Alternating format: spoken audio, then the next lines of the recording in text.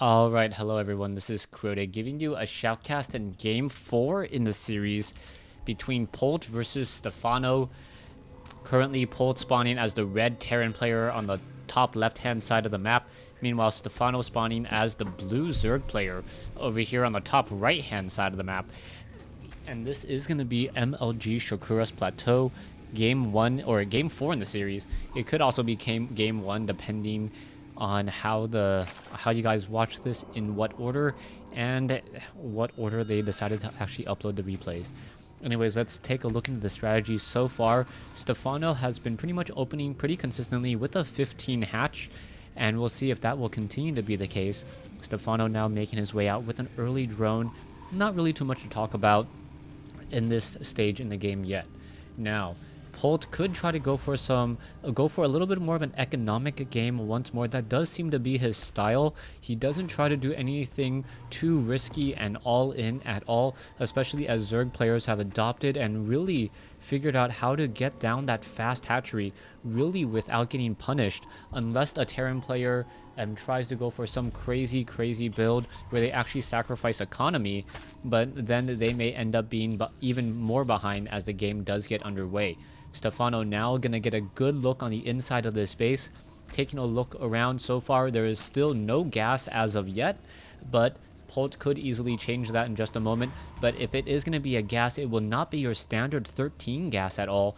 Instead, it would maybe a 15 gas, or perhaps if it's not the 15 gas, then it may be a fast expansion attempt. Any way you look at it, Stephano is going to try to expand right behind it. It does look like it will be a 15 hatchery, and now going in and training in even more drones, delaying his spawning pool, which is a very interesting choice based upon the fact that he knows that his opponent has not gone for gas. The only question that he really has at this stage is whether or not his opponent had tried to hide some additional barracks anywhere across the map. I'm assuming that Stephano, taking a look at the mineral line, seeing that there was constant SCV production, pretty much has a good idea that there were no hidden proxy barracks placed down anywhere, and instead it will be a 16 command center after the orbital command that is going to be established. So this will turn into a rather long economic game, and Stephano has a good time to drone right now. So far, we'll see what happens with this Overlord. The Overlord should come back around, take a look, see the command center, and at that point, Stephano may try to build up a new hatchery. We can see that there is currently a drone making his way back. There is one Marine over here, more drones being coming down as well, and the drones are going to go ahead and try to meet and greet that Marine. That Marine pretty much knows that it cannot do much of anything. Polt now running away with that SCV. The bunker has been canceled, but some damage was done in that Stephano was unable to mine with those 4 drones. Each drone harvests around 50 minerals a minute. So take into consideration that it was perhaps a 30-second engagement, then these drones essentially lost 200 resources. Command center now being placed down. We are going straight into a factory now, and we do have double refineries already in play. We'll see if a reactor is placed down. Yes, it is going to be a reactor Hellion harassment after the factory, or after the command center, and I really like this style of play. It really makes Zerg think twice about how much they can drone, even though Stephano may get into a lot more Zerglings. It does force Stephano to not really be able to have a license to drone nearly as much as he would want to, as he does need to deal with those Hellions. And now we are going into another expansion by Polt. So Polt going into a very heavy expansion play here on Shakura's Plateau, opting to get a 3rd command center already, and now a Zergling may be able to get underneath. Oh, the Zergling gonna sit underneath there, and yes, just completely block that factory for a little while longer.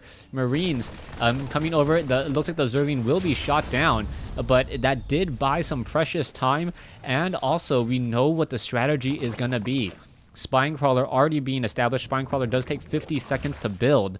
Very smart call, as Hellions only take 30 seconds to build, but it does take a little bit of driving time to get to the far side of the map.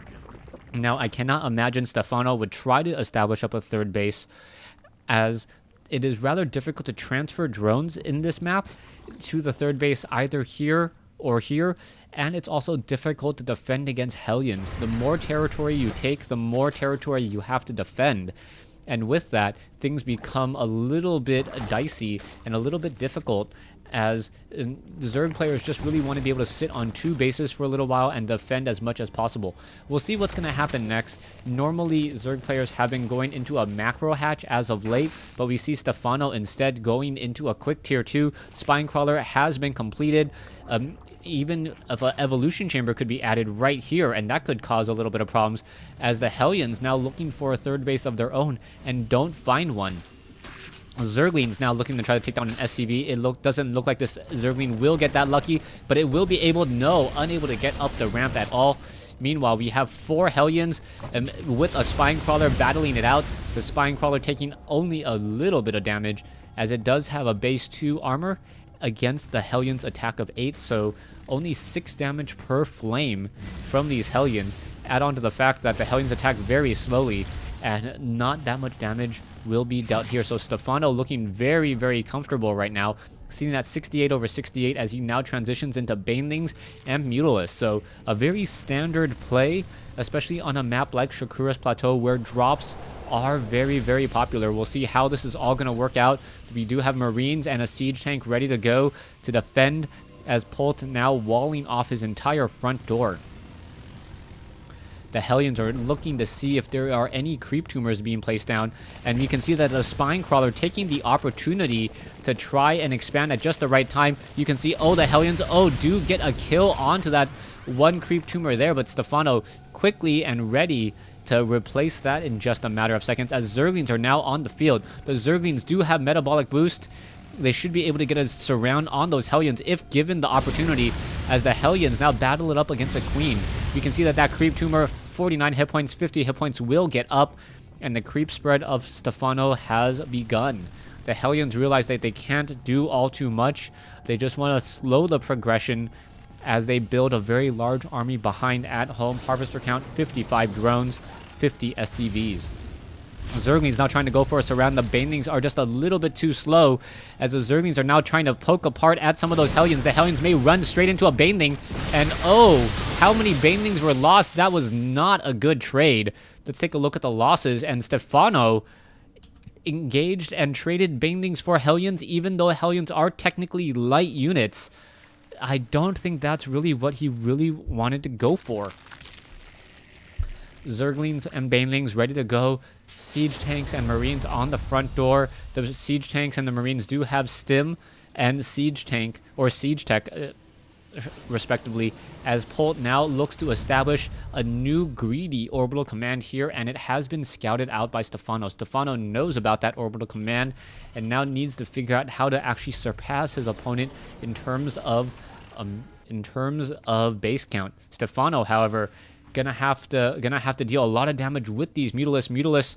Looking to just fight in and deal damage to the SCVs now. SCVs taking a lot of damage so far. SCVs now attempting to run away.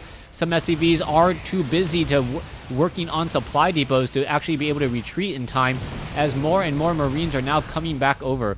The Mutalisks look to back off, and perhaps they'll be able to get some damage off over here. There are already Marines, and the Zerglings may do a little bit of a timing attack. The Marines going up against the Zerglings. Siege tanks are also here as well, as the Mutalisks are now trying to focus down the Marines.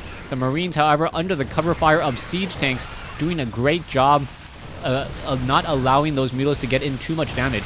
It looks as though the orbital command already down to 300 hit points. SCVs do need to repair it rapidly. Already down to 200 hit points as the siege tanks now go after SCVs. Will it go down? It is already down to 150 hit points, but now being repaired massively by many SCVs. And it looks like Polt will keep his expansion, as the Mutalisks now look for a fresh and easy target. The Mutalisks now up to only 13 or only 11 in this group. As the Mutalisks now fly in, there is one missile turret. That missile turret could easily end up being repaired by those SCVs. It will be the reactionary time of Polt to see if he repairs, as the many Marines stim over to try to push back against those Mutalisks, and those Mutalisks do back off in time. Mutalisks now coming back over, getting some easy shots against the Vespene Geyser off over here, denying gas. But Stephano really needs to figure out how to maximize his damage with these Mutalisks. Harvester or Mutalisk count up to 14. More Zerglings and Mutalisk still being added, but he has yet to really get gas going either on this base or this base. Stephano finally getting up 2 additional bases. Meanwhile, Polt very comfortably sitting on 3 bases with 59 Harvesters, 6 Siege Tanks, and 53 Marines. Marines looking to do another push out. We'll see where these Mutalisks are going to go as the Mutalisks are now flying around. There are a lot of Marines, and the Marines are already upgraded 2-2. That is a definite issue against a 1-0 Mutalisk. The Marines are going to be able to shoot those Mutalisks out of the sky ever so quickly, as they're dealing about 33% more damage than an unupgraded Marine right now. So that is going to be very, very difficult to try to counteract, as 6 Marines essentially acting as 8, as the Mutalisks are now coming in here, going after some easy supply depots as they're trying to be built. Marines are now trying to focus down those Mutalisks, but the Mutalisks able to back off in time once more, and now trying to re-engage, but the Marines do get there, and how much damage can be done? The Mutalisks going after the reactor, able to get one of the reactors, but in comes a new group of Marines from the north. One Mutalisk does get taken out as the reactor is rebuilt. It will slow down the Marine production for a little while longer. And now, what is going to happen next? Polt, still with one unconstructed supply depot here, needs another second of love, and that is it. As we'll see the Mutalisks going after some SCVs, and now the Marines pushing them away once more. Zerglings looking to clear out these destructible rocks, unable to do so as the Zerglings are now backing off. The Zerglings are only upgraded 1-1, soon to be 2-1 against 3-3 Marines. So Polt is going to definitely have a superior army in terms of upgrades, unless Stephano definitely gets on top of it. Now getting into that infestation pit, that will definitely help. Polt just unable to really harvest any gas from this refinery, and Stephano is trying to get in a lot of harassment, but he hasn't really been able to slow down Polt. Polt is a very slow-moving Terran right now, being calculating, cold, and aggressive, moving out with those siege tanks. Even though he is on creep, it will be difficult to take him down, as the Mutalisk may be able to get off one easy shot here. Yes, one siege tank does go down, and a free gimme siege tank, as Polt now tries to clear up some of these creep tumors. Zerglings looking to perhaps surround and swarm, and what's going to happen here is the Zerglings out going after those Marines. The Marines getting picked apart, some friendly fire coming in. The Mutalisk could have gone after the siege tanks, not quite sure why they didn't. There you go, taking that siege tank down. Stephano already up to 200 food. Meanwhile, Polt is at 190, but Polt also going into Thors. A Thor is going to definitely force those Mutalisks to start magic boxing. Zerglings now swarming around.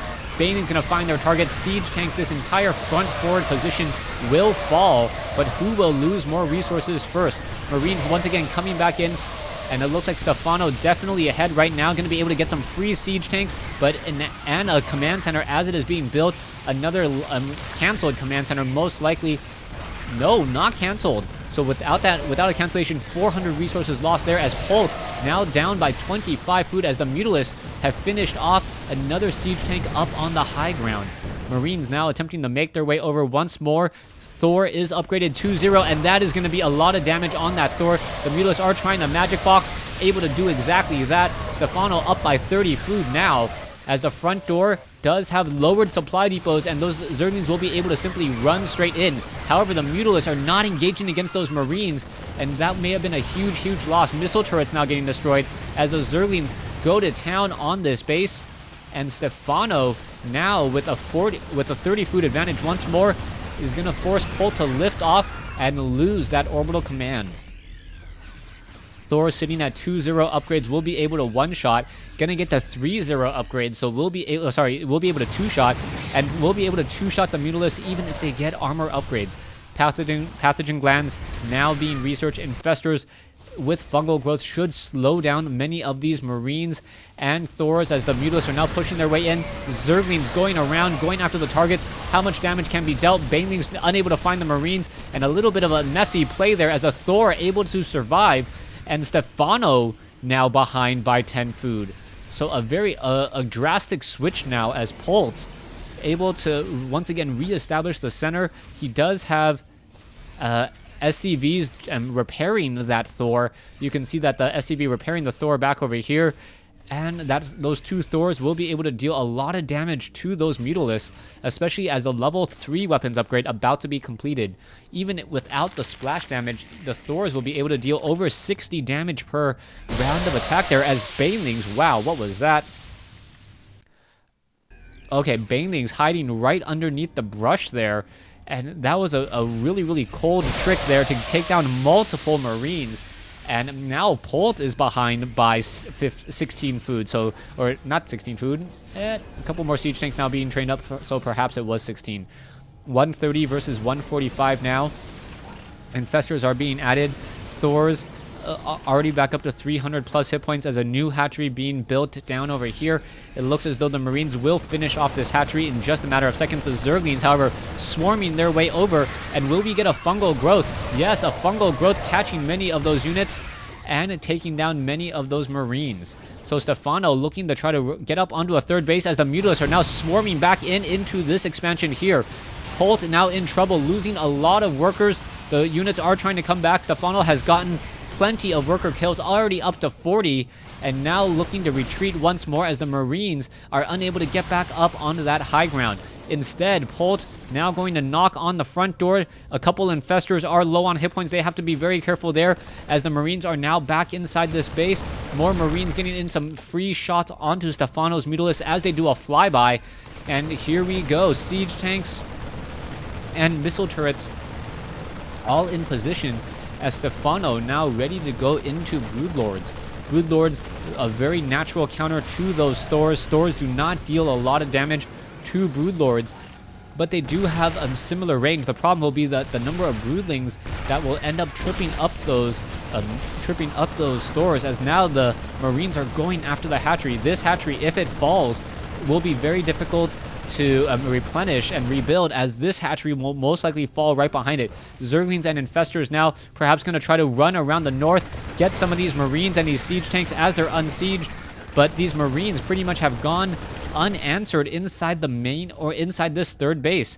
This base off over here, Stephano will need to do another burrow if he wants to save these drones. The Marines now coming straight after these units, going there, and there is the burrow. You can see that the extractor now going to get destroyed as the Marines are in the center. Stephano at 168. He does have only two. Oh, he has a couple Broodlords now being added. And what is going to happen here? The Marines are now going to try to focus this down. One Broodlord is down. Broodlords need to back off, and Stephano losing a lot of Broodlords well before they were ready. But now in comes some fungal growth. A lot of Zerglings taking down a lot of those stores there, as now the Broodlords need to finish off and perhaps focus down many of these Marines and these siege tanks. It is going to be a strong counterattack, but we are now transitioning into Vikings as level 3 weapons upgrades coming in, and the Broodlords and the Broodlings will have level 3 upgrades as well. Corruptors are in the air. You can see that the Broodlords are dropping in Broodlings all across the map. The fungal growths are not really hitting as much, and Stephano at 100 food compared to Polt's 129, and it looks like this may be the end as Polt just completely destroying Stephano here. And there's the congratulations. I did not cast these games out of order, as Stephano loses the Polt in a best of 5 series 3-1. Thanks for watching. Thanks for listening.